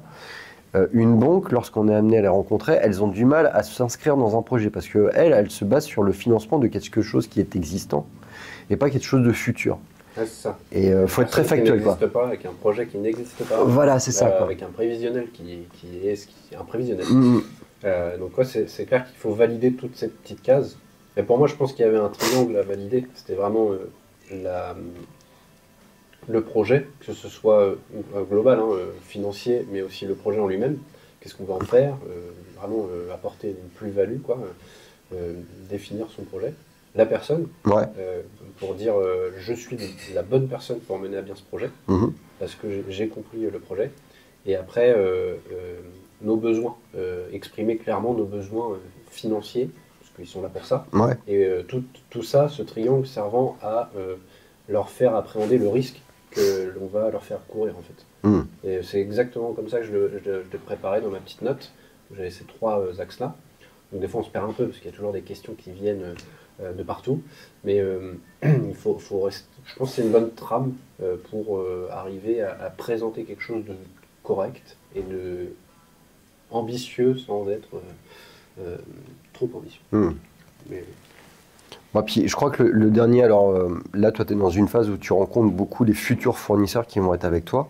Ouais. Mais il y en a un prestataire, un collaborateur dont on n'a pas parlé aussi, et qui est indispensable malgré tout, en fait, et surtout actuellement où on a des structurations sociétales qui sont très importantes, c'est évidemment l'avocat. Ouais. Nous, on a été suivis par le cabinet Gaumont. Avec lequel on a déjà travaillé et voilà, et on s'est naturellement orienté vers eux. Et qu'est-ce qui t'ont apporté, toi, le cabinet Gaumont, dans leur activité pour toi en tant que futur installé? Je pense que c'est ce qu'on attend tous d'un avocat, c'est vraiment nous encadrer juridiquement pour faire ça dans les bonnes conditions. Parce que c'est vrai que c'est un peu comme quand on achète une maison, ils nous lisent tout le compromis de vente, etc. Pour une pharmacie, c'est pareil, mais il y a encore plus d'éléments. Ouais. Et on va avoir des notions où on se dit, où on se dit presque, c'est vrai que j'avais pas pensé à ça. J'avais pas du tout pensé à cette partie-là. Et lui, il va poser un cadre et sécuriser vraiment les deux personnes, le vendeur, l'acheteur. Et comme ça, au moins, je trouve que ça se fait dans de bonnes conditions. Et en plus, il est là aussi pour expliquer vraiment toute la technique. Parce que c'est hyper technique, c'est du juridique, c'est des choses que nous, pharmaciens, on ne touche pas du tout dans nos études, c'est très loin de chez nous. Et j'ai pas, en plus, moi, j'avais pas forcément d'appétence pour ça, même si je trouve ça très intéressant. Mais voilà, toutes ces sociétés, ces types de sociétés, les montages, à quelle étape on en est dans le processus d'achat, même si ça, je l'avais regardé avant, mais c'est bien de refiger les choses. Et au-delà de ça, il y a un aspect administratif énorme qui est délégué à l'avocat, qui est la communication à l'ordre des pharmaciens, aux propriétaires des murs, s'il y en a toujours un, et toute cette paperasse que l'on ne voit pas trop, il va nous la faire, il va nous expliquer tous les termes, et je trouve que c'est très confortable d'avoir ça, parce que c'est un boulot important en fait, très clairement. Et figer les choses comme ça, c'est rassurant, je trouve que ça nous engage dans les... Voilà. Après, j'ai pas eu d'autres contacts avec l'avocat. Souvent, c'est pas bon signe. Mais du coup, voilà, c'est à peu près les contacts que j'ai eu avec l'avocat. Moi, je trouve que les avocats maintenant, alors, toi, tu es d'une génération plus jeune que la mienne en termes de diplôme. Moi, j'ai découvert par les avocats, en fait, et en fait, au fur et à mesure des années, quels étaient les différents types de sociétés possibles, avec même des évolutions, parce que nous, on a commencé avec une SARL classique, on est passé en SEL ARL, on a été amené à créer une SPFPL avec Marc-Antoine, ce qui nous a permis de participer au financement de ta pharmacie et puis de celle d'Hélène. Toi, là, on a fait un rachat de fonds, on a été obligé de créer une SEL. Est-ce que c'est une SEL AS, par action simplifiée ou pas? Pourquoi? Je trouve que les avocats ont vraiment un rôle très important dans la construction du maillage sociétal qu'on est en train d'organiser. Alors, il y a un parallèle qui est indéniable, c'est que leur rôle est de plus en plus important, dans le sens où comme les structures deviennent de plus en plus grosses, et que c'est finalement très difficile de faire cette activité à titre unipersonnel, et les montages de sociétés sont indispensables et finalement en fait se rapprocher d'un cabinet. Le cabinet Gaumont a été très bon là-dessus et ils ont eu un gros travail pédagogique déjà d'une, et puis de bien créer ça avec aussi une possibilité d'évoluer dans l'avenir. Il y a le pacte d'associés qu'on a créé avec eux aussi. C'est un gros sujet. Et ils sont là, ils sont là vraiment pour expliquer, je trouve ça bien. Et en fait, même pour résumer, tous les acteurs là, finalement, on a discuté ce matin, je pense qu'entreprendre, c'est avoir une vision d'un projet, aussi gros ou si petit soit-il, mais c'est avoir une vision de quelque chose. Et tous ces acteurs-là, ils vont nous aider à le matérialiser dans les aspects que nous ne contrôlons pas trop, en tout cas que nous ne maîtrisons pas. Et c'est des partenaires importants dans cette étape d'acquisition, mais pas que. Parce que l'avocat, il va être là pour les problèmes, Ouais. mais pas que. Effectivement, si il y a une évolution juridique à faire dans la société, bah, il va pouvoir accompagner ça de la bonne façon, être dans les clous. Mm. Et tout le monde veut être dans les clous, je pense que c'est pas des truands. Et c'est pareil. Et je tiens quand même à dire que dans tout ça, il y a le cabinet de transaction, avec toutes les critiques qu'on peut avoir. Ça, j'arrive, parce qu'elle me fait beaucoup parler. Ouais, c'est pour ça. Ouais, mais du coup, vous voulez pas que je fasse réchauffer un peu parce que là, ça va être Ah froid. non, non, c'est bon, c'est bon. Ah oui, c'est bon. Non, mais je sais bien qu'il vous exploite et que vous n'avez pas le temps de manger Bah à oui, midi, c'est- mais... Mais non, mais c'est le problème, c'est qu'en fait, il parle beaucoup, du moins. Il parle beaucoup, donc il a pas Je le parle temps de... beaucoup, je mange lentement, donc le coup est terrible. Alors, On va y enfin, arriver. perso, moi, ça me dérange pas du tout. Hein. On peut y aller. Non, c'est très bon quoi et faire c'est après. encore chaud. donc- Non, mais je profite parce que la dernière fois qu'on a mangé avec Max, il s'est barré au bout de 15 minutes. J'ai pas à manger. Là, au moment, je de la table, il bouge pas, c'est bon. Je peux pas partir. Non, d'accord. Et du coup, je disais, oui, le cabinet de transaction chapeaute tout ça, Mm. tous les partenaires, et du coup, le cabinet Espace, pour le citer, je trouve que c'est très confortable. Ouais. Et On est d'accord que c'était bien un retour du marché pour toi Oui, madame. Oui, Parce que madame. Du coup, j'ai eu le doute tout à l'heure. il y avait deux retours. Et ouais, il chapeaute tout ça, et c'est vrai que Gilles Andrieux rigolait sur la négociation au départ, et certains en font la critique, et c'est parfois un peu vrai, parfois un peu moins, qu'il y a une mise en relation qui est un peu facile des fois entre deux pharmaciens pour faire acheter l'officine. Il ne faut pas oublier toutes ces étapes-là. Et je pense que se retrouver tout seul dans ces étapes-là, c'est pas évident. Ouais. C'est pas évident. Il faut être Bah, bien puis, accompagné, et ça paraît évident d'être bien accompagné, mais je pense que c'est pas le cas partout. Enfin, c'est pas le cas de tous les prestataires, tous les partenaires qu'on peut trouver. Donc, bah, moi, je trouve qu'on peut juger la qualité d'un partenaire. Donc, on a cité Gilles, on a cité le cabinet Gaumont, on a cité le cabinet Burette. Ils ont cette capacité commune, alors je ne sais pas si je vais être très clair, mais à nous poser des questions, ou en tout cas à nous faire donner des réponses à des questions auxquelles on n'aurait même pas pensé. ouais, c'est ça.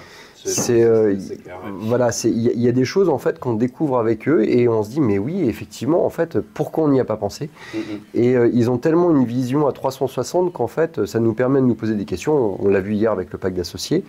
Moi je l'ai vu sur plein d'autres aspects, et c'est vrai que on va prendre l'exemple d'un agent de transaction parce qu'on a eu l'occasion d'essayer, on va dire, plusieurs types d'agents de transaction. Et ben, l'accompagnement se mesure à ça, à cette espèce de pertinence à nous sortir de notre petit confort et à nous poser des questions et qui nous font avancer. Et du coup, là maintenant, on va revenir un petit peu, on va rentrer dans l'avenir et finalement le développement de ta future pharmacie. Tu t'es fixé des objectifs à court ou à long terme pour cette pharmacie. Comment tu envisages le développement idéal de ta boîte? Faut que je dise tout. Alors, pas tout, tu as le droit, parce qu'on t'interviewera plus tard, dans un an, etc., pour voir un petit peu où tu en es. Mais partant de l'existant, t'en es là, avec tel personnel, avec tel niveau de formation, et toi, par exemple, moi, je sais que, par exemple, dans mon process, hein, en tant que dans mon développement personnel, j'aime me fixer des objectifs, ce que j'appelle des objectifs à court terme, des objectifs à moyen terme, des objectifs à long terme. Le court terme, c'est souvent une petite année, le moyen terme, c'est souvent 5 ans, le long terme, c'est souvent 10 ans. Je pense que sur une gestion d'entreprise, on peut avoir cette vision, mais à mon avis, je pense qu'un court terme, ça peut être entre 6 mois et 1 an. Un moyen terme, c'est entre 1 et 5 ans. Alors, on va juste parler pas forcément du long terme, mais on peut parler déjà du court terme et un peu du moyen terme. Comment tu te vois? Là aujourd'hui, pour parler concret, c'est une pharmacie qui est dans son jus, on va dire ça. Ouais, je pense que c'est pas péjoratif que de dire ça, elle est dans son jus, et du coup...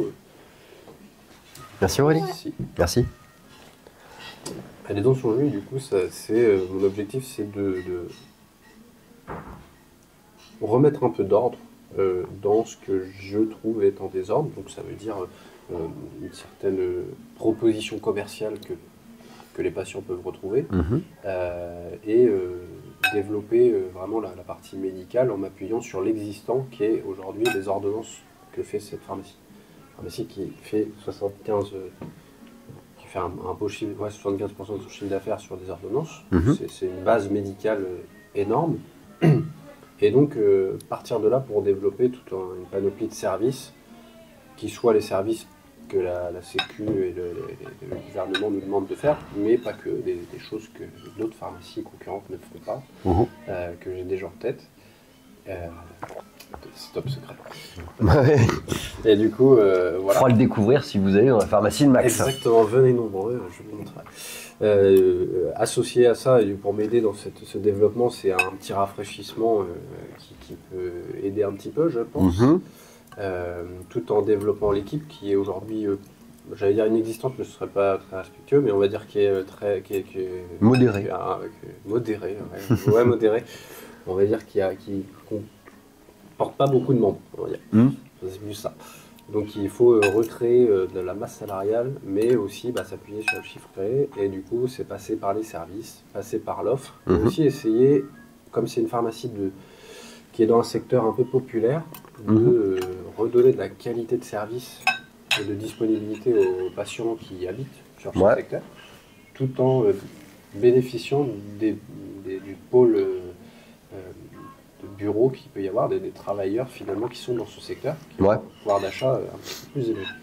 Ça permet de jouer sur deux tableaux. C'est là que c'est aussi stimulant en termes d'entreprise à mener, puisqu'on joue vraiment sur deux sons de cloche, mais qui peuvent se mutualiser les uns les autres finalement.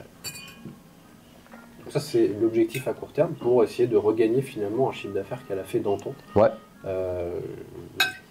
J'aimerais y arriver en 1 an, peut-être que ce sera plus. Il faut se laisser du temps aussi, le temps. Mais voilà. Moi j'aimerais bien que ce soit en moins de 5 ans. C'est ça en fait. À 5 ans, je vise un peu plus haut. Mais du coup, voilà, ça c'est l'objectif à court terme. Donc regagner un peu ce que la pharmacie a pu perdre ces dernières années, regagner la barre symbolique des 2 millions de chiffre d'affaires, pour parler précisément. On pourra couper au montage si elle ne besoin de pas dévoiler le chiffre. Bon. Non, mais moi, tu sais, moi, je te l'ai déjà dit, et je l'ai même redit dans cette vidéo, je trouve qu'en fait, la partie économique, la notion de chiffre d'affaires, elle est trop souvent tue en fait. On peut parler concret. Aujourd'hui, c'est une pharmacie qui fait grosso modo 1,2 million de chiffre d'affaires. Historiquement, elle est là depuis longtemps, elle est là depuis très longtemps, puisque Gilles Andrieux m'avait ressorti les papiers de la Chambre du commerce lorsqu'elle a été créée, qui date il y a super longtemps. Et elle a fait un chiffre d'affaires qui frôlait les 2 millions il y a 10 ans à peu près, une dizaine d'années, un peu plus de 10 ans. Pour des multiples raisons, ce chiffre d'affaires il s'est un peu effondré. C'est multifactoriel. Et moi j'aimerais lui faire regagner ça au court terme. Et toi, ça, tu l'as vu comme une opportunité, pas comme un frein, le fait qu'elle ait fondu au niveau de son chiffre d'affaires? Non, pas dans l'état actuel. Peut-être que sur d'autres structures, chaque projet est différent, mais là, dans l'état, il y avait la population, il y avait les médecins, il y avait le potentiel, et au-delà de ça, elle s'inscrit dans un projet d'urbanisme qui est concret, palpable, et qui va aider aussi. Donc il y a tout un écosystème, je dirais, qui va vers le haut, je pense, dans le secteur où elle se situe. D'accord. Ce qui, moi, m'a motivé. Je me suis dit, je veux en être, en faire partie. Je veux aller dans ce sens, aider, comme une symbiose, le secteur, le quartier où je suis à monter, à regagner un peu ce qu'il a pu être, parce qu'il il est plus au top. Et voilà, donner la vision que j'ai à ce projet. À moyen terme, du coup, ça serait...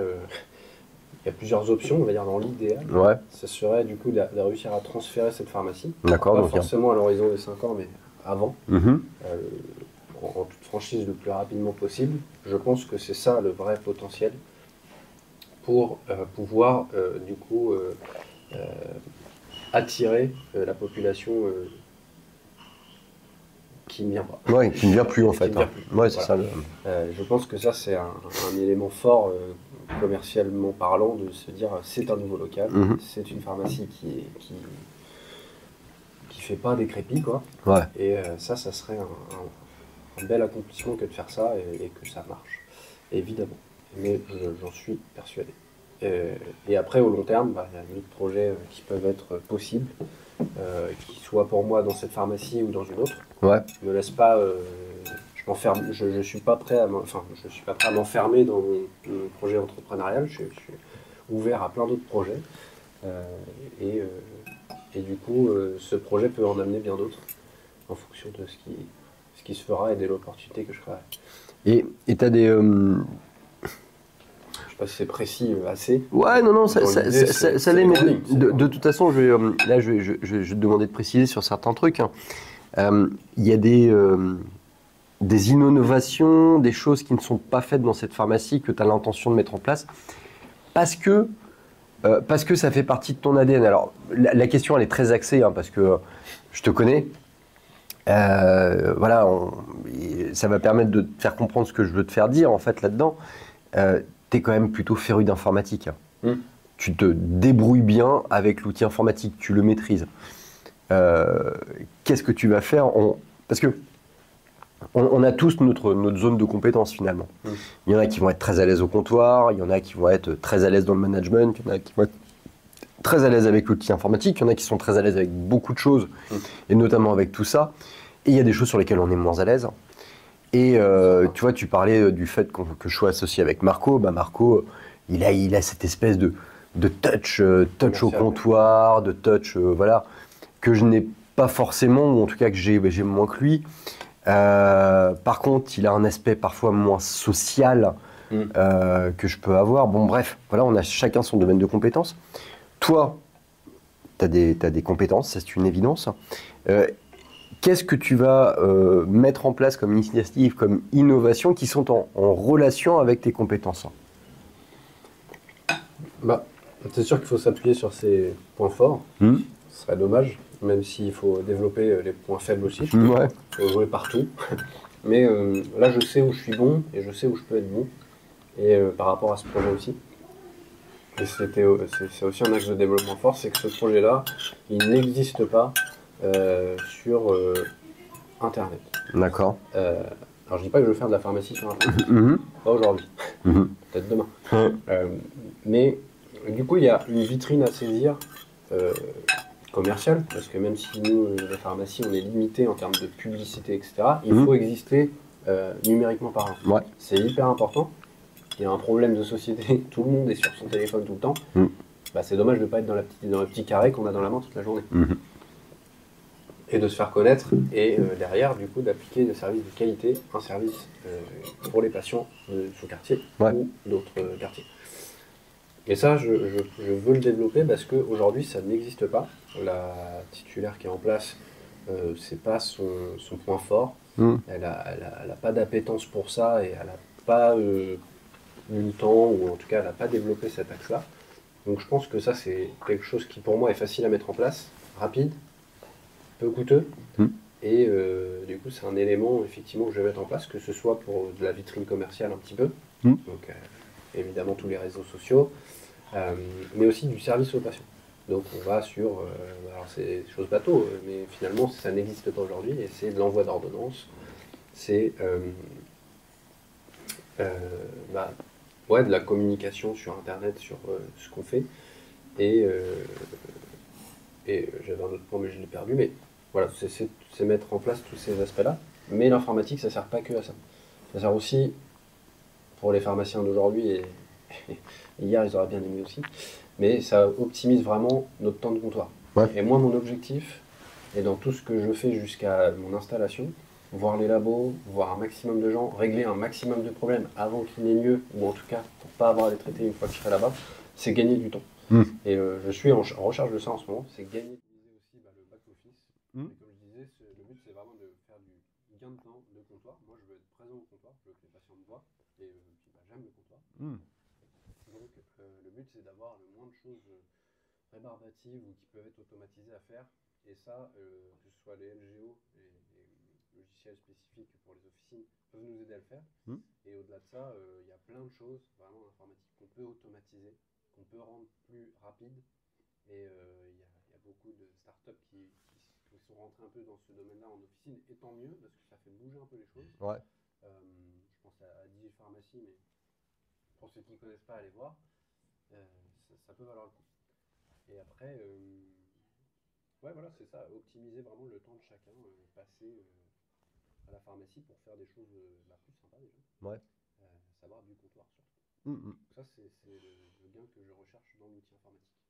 Et c'est ce que j'ai fait comprendre aux partenaires, aux prestataires et qui vont peut-être devenir les partenaires. Ouais. Mais en tout cas, les laboratoires et entreprises avec qui je discute en ce moment pour aller en ce sens. Et voilà. Et dans ton projet d'installation, dans cette période que tu vis actuellement, est-ce qu'il y a des obstacles sur lesquels tu es arrivé, que tu as dû surmonter, et surtout, comment tu les as surmontés? Bonne question.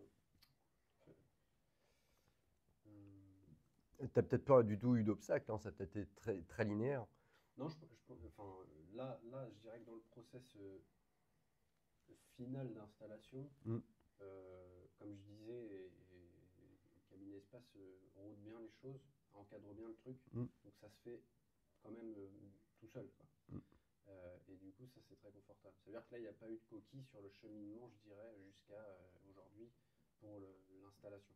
Après, il reste le dernier mois, Ouais. beaucoup de trucs à faire, mais jusque-là, ça roule. Je dirais que les obstacles, je sais pas si c'est des obstacles, c'est l'évolution, le cheminement que j'ai eu par rapport à ça. Euh, on disait tout à l'heure, je me suis senti prêt, je me suis lancé dans cette recherche de pharmacie. Mais finalement, il y a quand même un cheminement qui commence en fait à ce moment-là. Un autre cheminement. Il y a je suis prêt à y aller, j'y vais. Et après, admettons que j'ai pas de critères. Moi, j'avais déjà des critères, mais j'ai dû affiner ces critères, revoir un peu mes ambitions sur certaines choses, modifier d'autres choses. Et je pense que c'est ça finalement l'obstacle. C'est moi-même. C'est me dire, ça tu peux faire, ça pas tout de suite. Mm. Et puis voilà, travailler là-dessus finalement. Mais ouais, non, je pense qu'il n'y a pas eu de vrai obstacle. Tu penses que tu as été ton pire obstacle? Ouais, je pense. Ouais. Comme je disais, il y a un aspect émotionnel qui rentre dans le truc. Ouais. On a notre vie de famille à côté, et donc on se pose aussi des questions. Je pense que c'est normal de se dire, tiens, je vais passer 60 heures à la pharmacie par semaine. Mm. Dans mon couple, on a Les peurs. discuté, on m'a dit, oui, c'est normal, je comprends. La théorie, c'est ça, et la pratique, on se dit, bon, il va falloir composer quand même avec ce paramètre. Ouais. Donc il y a un changement à venir. Je pense que voilà, c'est ça. Après, ça fait partie du challenge aussi. Ouais. Non, mais c'est normal, de toute façon. C'est normal d'avoir des peurs dans ce type de projet. C'était délicieux. Très bon, oui. Très, très bon. Retour de marché, je valide totalement. Merci.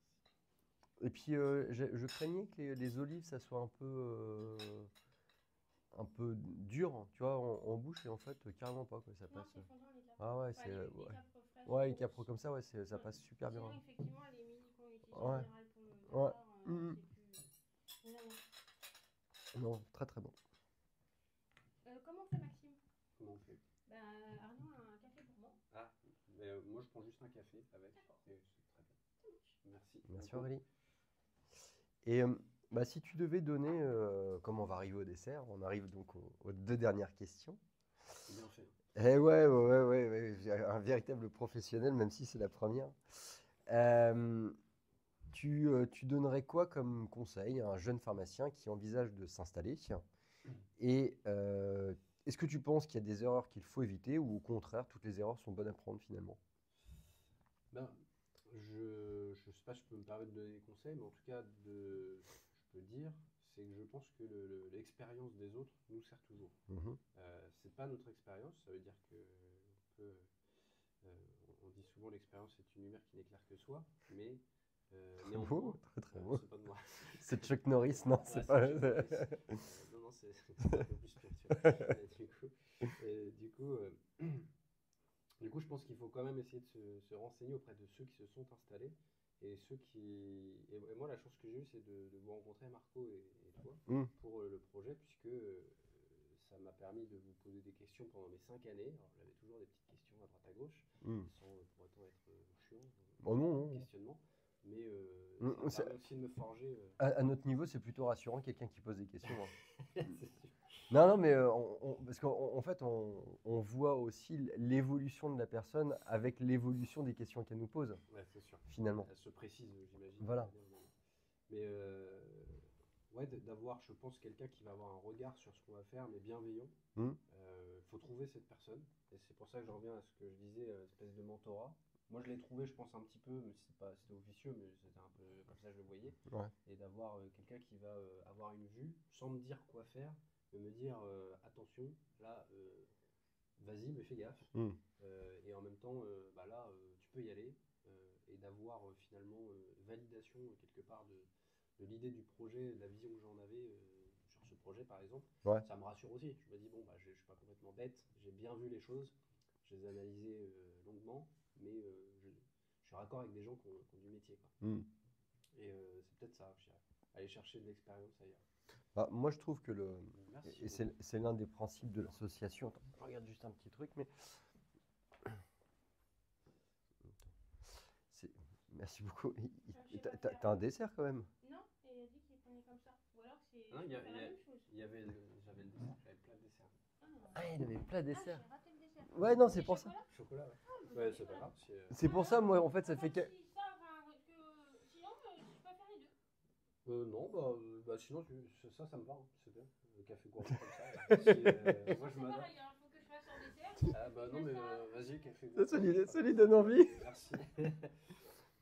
Ouais, l'avantage, de toute façon, de l'association, alors, moi, je l'ai connu avec Marco. Sur d'autres choses, et toi, tu l'as vu avec le fait qu'on investisse avec toi, c'est finalement, c'est l'échange.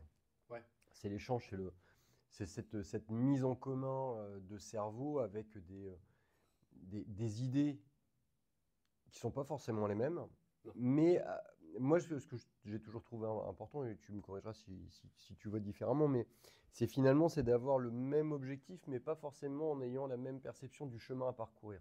Ouais. Et c'est intéressant. Et l'échange, tu vois, hier, on parlait du fait que tu allais communiquer sur le fait que tu étais arrivé, la mise en place de la banderole. Ouais. Ça permet, en fait, on part d'un point A, et puis bah, finalement, en fait, on rajoute des choses, on dit, bah, tiens. Et c'est ça l'avantage, c'est finalement, moi je suis assez d'accord avec toi, c'est l'entourage. Ouais, L'entourage, qu'il soit personnel ou même professionnel. ça vaut aussi, je pense, pour les partenaires, les intermédiaires, là, Mm. les intermédiaires, les gens qui nous aident dans ce projet, que ce soit les avocats, que ce Ouais. soit les comptables, que ce soit le cabinet de transaction, j'ai oublié personne, Mm. les banques. Mm. Et en fait, Bah, les banques, ouais. Moi, j'aime bien me baser aussi sur l'humain. Ouais. Et c'est vrai que c'est important de voir les gens, de savoir à qui on a affaire, parce que il y a, je sais pas, il y a un feeling, il y a quelque chose qui est important dans la perception, le relationnel que l'on a avec ces intermédiaires qui nous aident en plus. Donc si on n'est pas en confiance, si on ne peut pas se fier à leur jugement, Ouais. bah, c'est qu'il faut peut-être changer de partenaire, alors pas forcément totalement, mais dire bah il y a un mauvais feeling, ça passe pas, c'est pas grave quoi. Mhm. Mais je pense que c'est important d'aller vers les partenaires avec qui on a confiance. Et si on le sent pas, c'est pas bon quoi. On Ouais. va pas être à l'aise dans ce projet. Ouais, je suis Je d'accord. pense. Et du coup, il y a des choses que tu estimes être des erreurs, et que si jamais tu devais dire à un gars que tu verrais, surtout ne fais pas ça, est-ce qu'il y en a où, en fait, au final, bon, bref, moi je te donnerai après ma sensation, mais est-ce que tu penses qu'il y a des erreurs qu'on doit absolument éviter? Merci beaucoup. Ah bah, y a pas l'impression que ça. Moi, ça me changeait rien du tout, donc Bah, vous en profitez. Merci, Ça marche. Aurélie. Merci beaucoup. C'est pas quoi. Ouais, je pense que le seul conseil que je peux donner, et ce en quoi je crois, c'est qu'il ne faut pas s'installer dans le confort. Hmm. Et que si, au fond de sa personne, on a toujours eu le projet de s'installer, à un moment donné va venir la situation dans l'assistanat où on est très confortable. Hmm. On peut être bien payé, on peut avoir des horaires quand même plutôt sympas. Alors, j'entends, on termine tard, travaille le samedi, mais il faut relativiser, on fait que 35 heures. Hmm. On peut avoir vraiment une super vie comme ça, et il y en a qui sont très heureux comme ça, et tant mieux. Mais si vraiment on veut s'installer, il faut aussi réussir à sortir de sa zone de confort. Et ça peut peut-être vouloir dire non à certaines choses. Euh, et, euh, et dans mon cas, je sais que euh, je courrais pas. Je prends un exemple, mais je courais pas après l'augmentation. Je n'ai jamais demandé de Ouais, promotion c'est vrai. d'augmentation directement, en tout cas. J'en ai eu, on Mhm. m'en avait offert, mais sans que j'ai à me demander. En tout cas, je ne crois pas.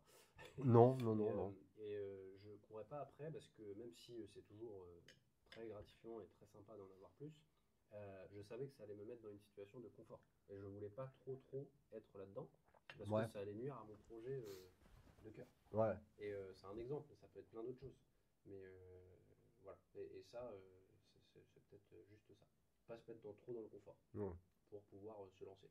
Parce que se lancer est inconfortable quoi qu'il arrive. Mhm. Ouais, j'y avais Par pas plein pensé, d'aspects. mais effectivement, ouais, on peut la considérer comme une erreur que de chercher à être trop confortable dans sa vie d'assistant. Je pense. Si on a ce projet-là, si Ouais, bien là-bas, sûr. évidemment, il faut chercher le confort. Bien sûr. Non, non, mais bien faut, sûr, bien sûr. faut se Non, faire non, mais plaisir. Mais, bien sûr, parce que c'est toujours plus difficile en fait de rogner sur quelque chose d'extrêmement confortable, parce que c'est une réalité hein, quand on bascule du statut de salarié à celui de titulaire, de chef d'entreprise. Il y a une prise de risque, il y a une majoration indéniable de son temps de travail, de son stress au travail. Après, c'est pour la bonne cause et c'est pas. on a une implication qui est différente, mais Hmm, faut s'y préparer, je pense. ouais, bah faut Et le savoir, je crois. s'y préparer, pour moi, ça passe par être investi dans ce qu'on fait en tant qu'assistant Hmm, pour en apprendre le maximum. Si on est dans la bonne boîte, bah, on peut avoir des opportunités d'apprendre vraiment beaucoup de choses. ouais. Et si c'est pas le cas, on peut aussi changer. Hmm, Il y en a plein qui font plein de remplats avant de s'installer. Bah, je trouve que c'est bien en fait. hmm, Parce qu'ils sont pas dans le confort justement. Et ils n'ont pas de CDI, hmm, ça pas où ils sont de main et ils voient plein de trucs. ouais. Et voilà, mais c'est après. Ouais, je pense que je dirais ça. Moi, tu vois, si j'avais eu à répondre à cette question, je pense que l'une des erreurs à laquelle je pense qu'on ne doit pas, sur lesquelles on ne doit pas aller, quoi, c'est à se fixer des limites. Parce Ouais. qu'en fait, finalement, du moins, je vais préciser mon propos, en fait, c'est ne pas se fixer personnellement des limites. Mm. Parce qu'en fait, les limites, elles viennent bien souvent à nous. C'est vrai. Voilà, donc si par défaut, déjà on se borne, Ouais, ouais. bah, c'est compliqué parce qu'en fait, on ne sait pas où est-ce qu'on peut aller, quoi, en fait. Et en fait, en vérité, tu vois, par exemple, on parlait des finances, parce que c'est une des limites qu'on peut se fixer.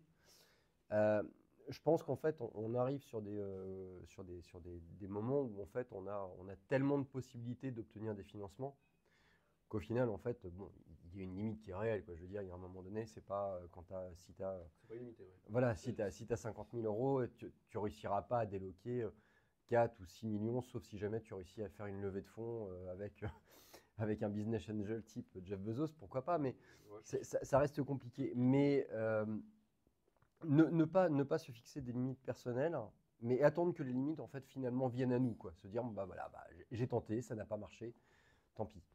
Mm. Et ça, pour moi, je pense que c'est souvent l'écueil qu'on voit, c'est des personnes qui finalement ont peur, et comme elles ont peur, elles se bornent. Ouais. Ouais, voilà. Ouais, je fais le parallèle, mais avec les enfants en fait. Hmm. Pour être dans un âge où beaucoup de mes Ouais. amis commençaient à réfléchir, mais Hmm. moi j'en ai déjà un qui a 3 ans passé. Et je me souviens que là, évidemment, la question c'est est-ce qu'on doit avoir un ou pas. Alors, c'est le parallèle avec est-ce que je dois aller dans ce type de projet ou pas. Hmm. Et en fait, des fois, la réponse c'est oui, mais là, il faudrait que j'ai ça, il faudrait que j'ai tant sur mon compte, il faudrait qu'on ait tel genre de maison, etc. Et en fait, toutes les planètes s'alignent jamais vraiment pour faire les Exactement. projets que l'on veut. Et finalement, de se lancer, de mettre le projet en route, bah, des fois, ça aide à aligner les planètes. Hmm. Parce on a une motivation supplémentaire. Ouais. Et en fait, c'est peut-être ça moi, que je me dis souvent. On me dit de toute façon, rien n'est jamais parfait. Il faut y aller. Et puis après, on voit sur le tas ce qui est faisable. Ça revient un peu à ce que vous disiez. Ouais. Sauf ce qui n'est pas faisable, vous allez vite le savoir. Voilà, ouais, Et puis c'est pas parce que c'est pas faisable aujourd'hui que demain, ça ne le sera pas. exactement. Ouais. Bah, puis Ça, c'est je souvent rejoins. face à l'adversité qu'on trouve Ouais. des solutions, quoi. Ouais. Si jamais on n'est pas soumis à une contrainte, en fait, on a du mal à essayer d'être poussé dans sa réflexion, quoi. Donc, Ouais. je sais que tu lis beaucoup, Ouais. parce qu'on échange régulièrement là-dessus.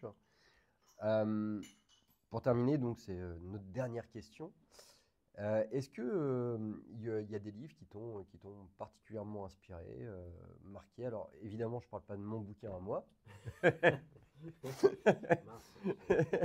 Ouais, voilà. Non, est-ce qu'il y a il y a des livres qui t'ont inspiré, des livres récents ou plus anciens, ou à défaut, est-ce qu'il y a des auteurs ou des citations que tu gardes en tête et qui t'inspirent aussi bien professionnellement que personnellement? Non. En vrai, là, le livre qui résonne le plus que j'ai lu, donc c'est sur l'entrepreneuriat, mais ça parle pas que de ça. C'est le livre de Phil Knight, Hmm. Shoe Dog, mais je sais plus le nom en français. Ouais, L'art de la victoire, ouais, je crois que ouais, c'est ça. c'est ça. Et du coup, ce livre-là, je l'ai trouvé intéressant parce qu'on voit tout le projet entrepreneurial de ce gars-là qui a créé Nike. Hmm. Et il aborde plein de sujets, même si c'est pas un livre de développement personnel, et c'est ça que j'apprécie. Il raconte vraiment l'histoire, ce qui s'est passé, et il en tire un peu les leçons, mais on n'est pas en train de prendre des notes comme des malades quand on lit ce bouquin. On suit l'histoire, elle est même haletante, je trouve, à plein Ouais. d'égards.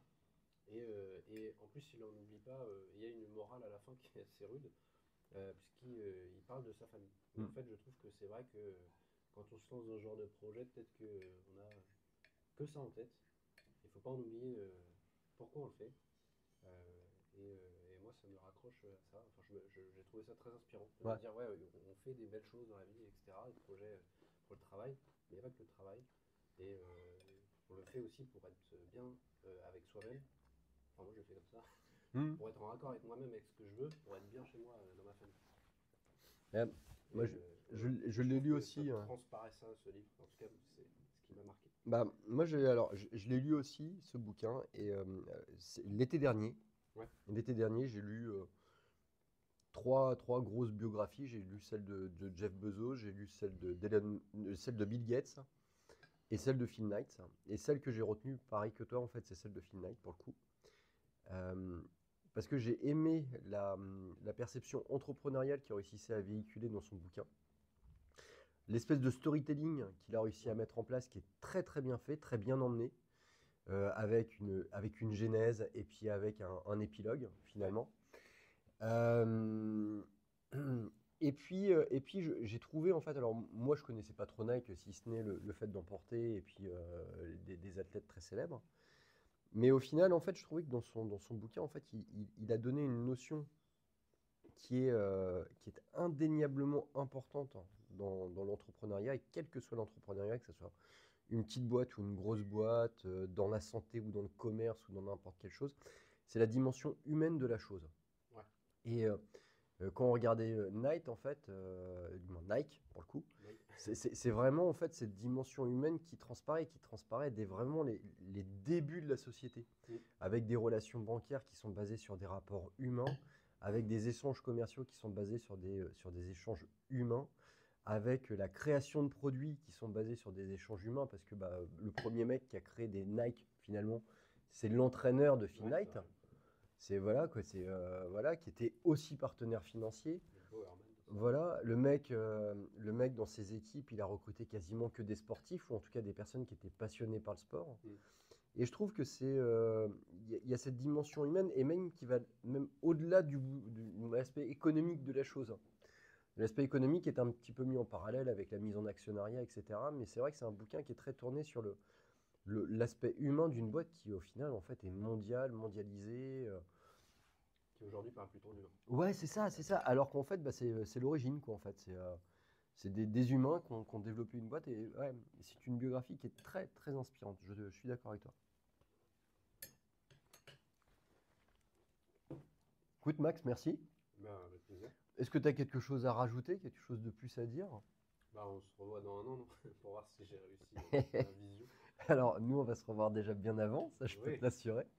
Mais par contre, on se prend un repas, et peut-être que Marc-Antoine sera là pour ce repas-là. Et puis, bah ouais, dans un an. le bilan. Ouais, merci pour tout. Je t'en prie.